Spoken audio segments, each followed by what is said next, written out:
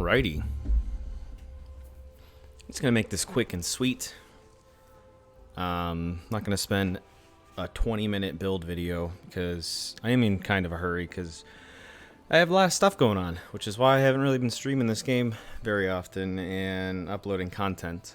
The past couple of videos have just been some YouTube shorts showing off, displaying this current setup that I have for the Necromancer. And I am very happy to say that this is a mag Necro.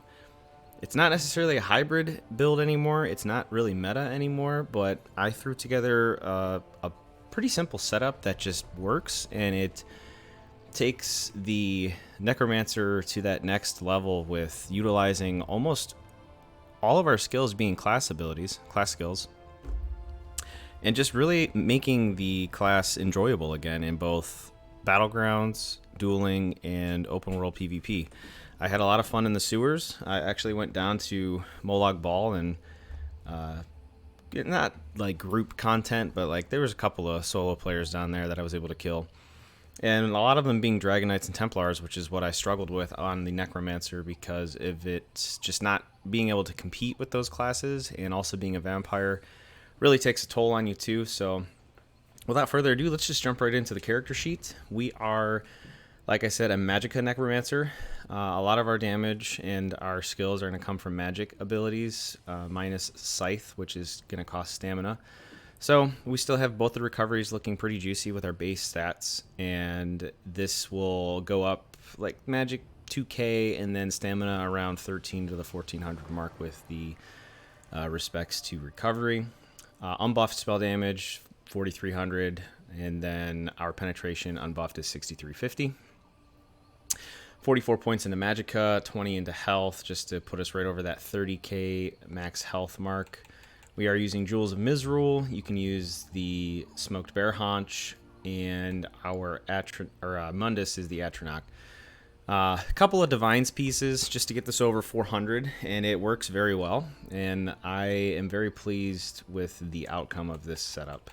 Stage 3 Vampire, just because the Necromancer still struggles with healing, but we'll get into that as far as what we can do to fix that, and it just overall is pretty much the best choice for PvP.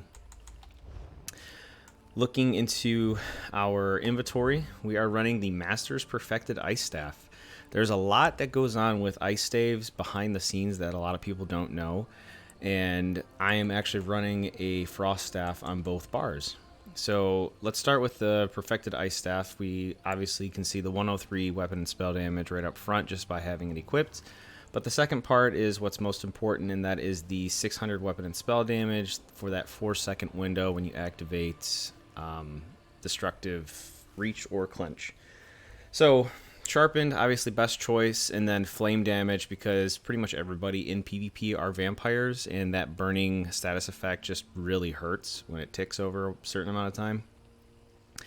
Gold this out if you have one because it is super strong. Back bar, another Ice Staff, Clever Alk, another 644 weapon and spell damage for a 20-second window. So just off of one of our 5-piece item sets and the Master's Perfected Ice Staff, we're getting about 1300 weapon and spell damage. It's really fucking insane. Second set, Stoons. Or Stuns, however you pronounce it, but I'm going to say Stoons for the sake of this video. This is where the majority of our penetration is going to come from too. So lots of great 2, 3, 4-piece item sets here. Lots of spell damage, lots of weapon, offensive penetration. And then when you off-balance somebody, your penetrations increase to 5126.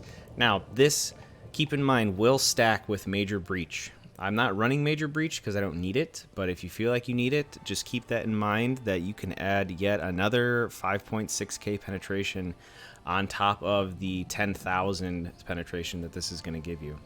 So if we look back at our character sheet, we have 6350, add another 5100, so we're sitting right around 11,000 penetration, which is plenty for this setup because the spell damage is going to go up like around 7,300 without Cyrodiil passives and continuous attack. So 7,300 spell damage is a lot of spell damage. On top of 11k penetration, you're going to hit really hard with a Necromancer. I promise you.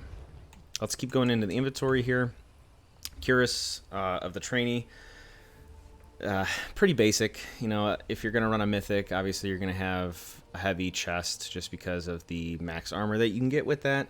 And then triglyphs on all of my large pieces besides the guards. But yeah, stunes on the rest of the body here. One light Clever Alchemist shoes. That's going to be our back bar 5th piece. And then we are running Sea Serpent's Coil. Let me tell you, man, this... I was against it in the previous patch and previous builds that I ran with Necro just because, yeah, you didn't really have the major expedition. You couldn't really kite that often, and then if you were outnumbered, even with your tethers, it just wasn't enough because you couldn't really compete with all that extra incoming damage without being able to get away from the snares on top of the snare that this gives you. It wasn't perfect, and I wasn't happy with the Necro, so you were kind of forced to play a different play style. And then Clever Alch rings, but on all of our rings we are running infused, and then I did the increased weapon and spell damage enchants because Necromancer benefits from having a huge spell damage pool, or weapon damage, however you want to play magic or stand. But like I said, this is a mag Necro. So I think I hear my daughter coming down the stairs. She might be in the video too. With that being said, 7,300 spell damage goes a long way, both not only in damage but also in our healing. So let's jump into our skills here. Oh, also I forgot to mention we are our Dark Elf. Dark Elf is going to give you extra stam, extra magic, and then weapon and spell damage. Deaden Pain. So this is getting buffed next patch. I'm very excited to keep this on the bar because it was nice before, like if you were able to get like a couple of ads and then you can get this, and you know, if you were able to keep it up, it worked. But increasing the time that this is up by doubling it is going to be so strong that I just got into the habit of keeping this in the rotation, and it's going to end up being the best part of the build. So major protection, super great. We're going to get that ultimate regen on top of it, very good. And then just passively, our damage is going to be reduced by 3%. Blast Bones, bread and butter. This is going to be our second spammable. Detonating Siphon. This skill is so underrated that it's not even really seen in anybody's clips. So increasing our damage done by 3% across the board is very good by itself, but the 5850 tooltip on the disease damage here, just by detonating a corpse, this isn't the life of the siphon. You can spam this if you have multiple corpses, and it's just ticking for free like multiple corpse explosions. I know that sounds funny to say because this game's really not known for corpse explosions, but I just want to demonstrate this to show you guys what I'm talking about. Ticky, ticky, ticky, ticky. Yeah, we're going to show some corpse explosions. So check this out. I'm going to get a couple of things going here. And then we'll just get a couple of blast bones going. Another blast bones going here. That one didn't work. I didn't expect to kill these guys as quickly as I did. But here, we'll do these corpses right here. Boom. Boom. 99,000 damage off just spamming a free ability. I mean, I've had a critical corpse explosion for about 14.8k. I think I posted it in one of my YouTube shorts. If you want to go check out my channel, you can see all of those. But you can just spam this ability, especially if you're in a small area with multiple people. If they're standing in your bone totem getting feared on top of it, it's crazy, man. I can't tell you how much more fun I've had with this kind of play style. You really just have to go try it for yourself and tell me what you think. So, yeah, Detonating Siphon, probably my new favorite skill in this entire class. Ruined Scythe. This is how we're going to proc our off balance. It's going to give us a bleed. It's also going to give minor mangle reducing the enemy's max health by 10%. I know it doesn't show that in here, but it does. And it's kind of like an execute in itself, because whatever their health is, 10% of that is kind of like free damage on top of the tooltip when you're fully buffed with Ruinous Scythe. Now, this is why we're running an Ice Staff, and I don't know necessarily if this is intentional. I don't recall reading why this is the way it is, but Frost Reach does spammable damage with just utilizing it in the rotation of our DPS. And it's crazy to think because, you know, I usually just hit it just to get the buff from our Master's Ice Staff. But if you're looking at it, you can obviously see that it's doing pretty good upfront damage, and then it gives us a dot. But you're going to hit the enemy with Chilled Status Effect, like, all the time. Chilled Status Effect puts Brittle on the enemy, which is increasing your critical damage. And that critical damage isn't really that strong with being only 12.4% spell crit. But when it does proc, it procs hard, and the enemies just don't expect it. I can't tell you enough how much it just really increased my DPS overall, that it's almost like it feels like there's something wrong, like the skill's broken. I don't know if that makes sense to you guys, but let me just show you the tooltips of my offensive bar when I'm fully procced, when I'm fully buffed up here. I gotta go find some more ads. There's not really too much in Grotwood, surprisingly. Alright, so let's go to these crocodiles here, ready? So we're gonna proc Sea Serpents, our Masters, and Clever all in one go. So, procced. There's the 7,300 spell damage. Let's look at our tooltips here. 99, almost 10k on the Frost Staff. 10k, bro, that's insane. Do you know how crazy that is? So, let's just do it again. 10.9k. Our Donnie's doing almost 20. Scythe's doing 7,700. Blast Bones has almost a 16k tooltip. Like, bro. Come on. That is crazy. Let's see what the corpse explosion is. It's 7,300. It's more than I thought. That's crazy, bro. That's crazy. I know I sound really ridiculous getting this excited over a Necromancer, but like, this is my favorite class. I lived on Necro when it came out. I have it a higher PvP rank than I do on my old main, which was my Magisaur, back when my name was Gingerbreadman77. And this class is just, it hurt that I couldn't do anything with it, but this build really works. And I'm excited to get this out here for people that can try it and just, you know, make the class great again. Seriously. I mean, help a Necro out. So yeah, keep that in mind. Like, the Chilled Status Effect, you're going to activate Brittle on the enemy. You're going to have all of this passive damage with Detonating Scythe, and it's a free skill. And also keep in mind, while you have this active, you're going to increase your your penetration with Dismember here. So 1,500 while it's going on. It's not just your Blast Bones, but as long as you have the Gravelord ability active, you're going to get another 1,500 penetration. So pretty badass. Dawnbreaker, it's just easy. It's a nice CC when the enemy's not seeing it, because it's really hard to deflect unless you're already blocking. And it gives a good dot. We have the Rapid Rot passive. It's going to increase dots by 10%. So you got Bleed from Scythe, and you have the dot from Dawnbreaker. You have this. It works really nice. Oh, and the Frost Reach.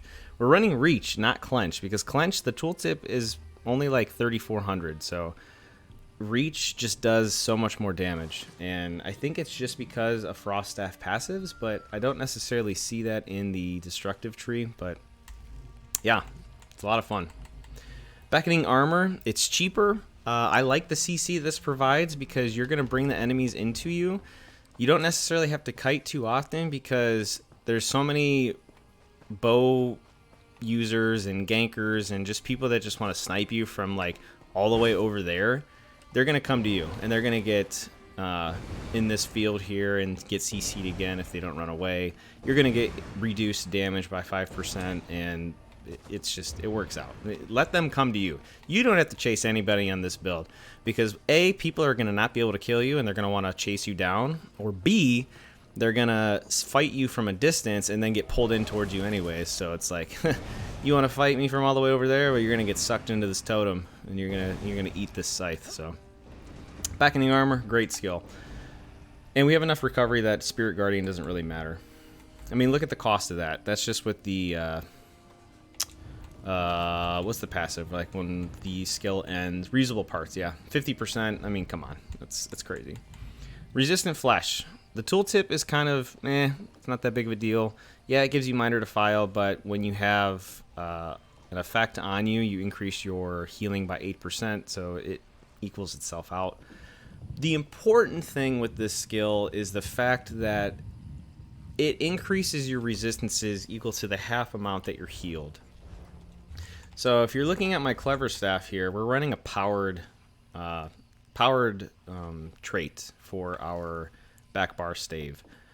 And I do that because defense is important, but it's also not something you want to stay on, because your offense is what's going to save you with this particular build.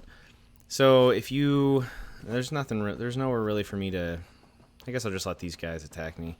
Usually I just jump off something that's going to chunk my health without killing me, but let these guys attack me and I'll show you what I mean. So what's our resistances right now? 14 and 13. We'll let them hit me a couple of times, and I'll show you what our resistances are with low health on Beckoning Armor. So 20 and 19, and then hopefully we get a juicy heal from that. 27, 26, do another one. 25, 24. Yeah, like the amount of times you spam this, and the closer you are to full health, the less resistances it's going to give you. But having that powered trait increases the heal of your resistant flesh, thus increasing the amount of resistances you can have. And there's no cap on that. So the fatter your heals are, whatever the half of that heal is, that's the amount of resistances you're going to have. I know this isn't that uncommon fact about resistant flesh, but like having a powered staff actually benefits you more than having a defending staff. Maybe I'm wrong, but that's the way I like to play, and I've noticed a huge difference in it. So keep that in mind, try it out, let me know what you think, and if it tickles your fancy, then stay with it. If not, just go back to a defending staff. You're not going to hurt my feelings. I'm just putting this info out there because I think it works. Mortal Coil, this is mainly just a little bit of resource. The heal it's not going to benefit you because you're moving around in PvP. You're not going to be stationary that long unless you can find like good areas to, fight enemies. Like if you're kind of like, say you're under here and there's people fighting you, you can dip in and out, hold a Mortal Coil like right here. You're not gonna break the beam, but the main reason why we're having it on the bar is A, it's free. It's going to buff your healing all across this bar as long as you stay on it. Resistant Flash is going to hit harder. Spirit Guardian is going to hit you harder. So next skill, obviously, this is a must. The 10% damage reduction, you can't pass up. You could go with the other more if you feel like you're doing fine, but I prefer this one. Remote Totem. A lot of people, they sleep on this skill, man. Like I said before, you get people pulled into this, and they all of a sudden, okay, well, I'm going to fight you melee. Well, as long as you stay in this, you're going to reduce your incoming damage. Other people that are like maybe behind you while you're fighting somebody over here, they're going to get pulled in with your Beckoning Armor, and then they're going to get feared if they decide to stay in your totem. And I just stay in this, babe. This is my house. You want to stay in my house, you're going to get feared. I'm going to take reduced damage. It's not that much of a cost of skill because it's the remote one. And yeah, man, that remote totem is great. And especially when you have a bunch of people on you and they're all stacked on you, depending on the cooldown of their CC immunity, you kind of just hang out in this until people get CC'd again. they don't see it coming. It's kind of hard to break free. It's a great skill overall. Plus, you can just start hitting people with your corpse explosions too, while they're CC'd, just taking all that free damage, free real estate. So that's my house. I'll stay in this house, and I'm not gonna chase you. You can chase me all you want, but I don't chase people anymore, man. Because if they're gonna hit me from far, they're gonna get brought to me. So have fun farming your Cyrodiil mask that reduces your pull damage, whatever that new monster set that's coming out for Cyrodiil next patch, update 39. And then Goliath, it's more of a cheese skill. Like if you're getting really bombarded, this is kind of like your oh shit button. So pop this if you need to. The healing's nice on it. You just do a couple of heavy attacks, get some resources. Stay in your totem during the duration of your Goliath, and you'll be good. Real cheap. It's going to be cheap by saying not the cost of the skill necessarily, just because you're going to have Dead in Pain, and you're just going to get that ulti regen all the time. So Imperial City, Imperial Sewers, the amount of ads, you're just feeding yourself all the time. There's corpses literally everywhere, so I have a lot of fun with this character in Imperial City. Not to say that it won't do good in Battlegrounds or Cyrodiil. I'm just saying, like, you're doing yourself a favor with the more ads that are around you too. So champion points, of course, focus mending. We're just going to increase our healing done even more. This is going to get buffed with Scythe. You're going to increase all of your output damage by 10%. Direct damage, and then just a little buff to ourselves. Why not? Let's be a little selfish here. Red Tree, we're doing Fortified because, you know, we kind of need the extra armor, but like I said, we can get plenty of it with our healing passives. Sustained by Suffering, just a little more recovery. Pain's Refuge, and then Celerity, because we are kind of a slower class, but the 10%, you know, it's whatever. It's nice to have at least. I don't think I showed you guys the recovery all the way. Let's see. Yeah, dude, 2k recovery, 13k stand recovery. It's awesome, and it just goes up. It just keeps going up. It's a sweet build, man. I've had so much fun with this. You guys are gonna love it. I know you will. Let me know what you think in the comments. If I missed anything, I will. Let me know in the comments, and I'll post into the description. With that being said, like our major sorcery buff is coming from pots. That's where we're gonna get our spell crit too. So, all right, guys, that is my Mag Necro build for the Necrom patch. It's probably going to be the same builds for a while until something better comes out. Like next patch, update 39, I'll probably swap out Dawnbreaker for the Colossus just because it's going to be cheaper and we're going to obtain it easier with the Dead in Pain. So a lot of major vulnerability going out, so the damage is just going to be increased even more. Let me know what you think. I am going to go clean the rest of my house because I have chores to do and I want to have a happy life with a happy wife, and I will see you guys in Cyrodiil. Stay frosty, peace out, and I'll see you next time.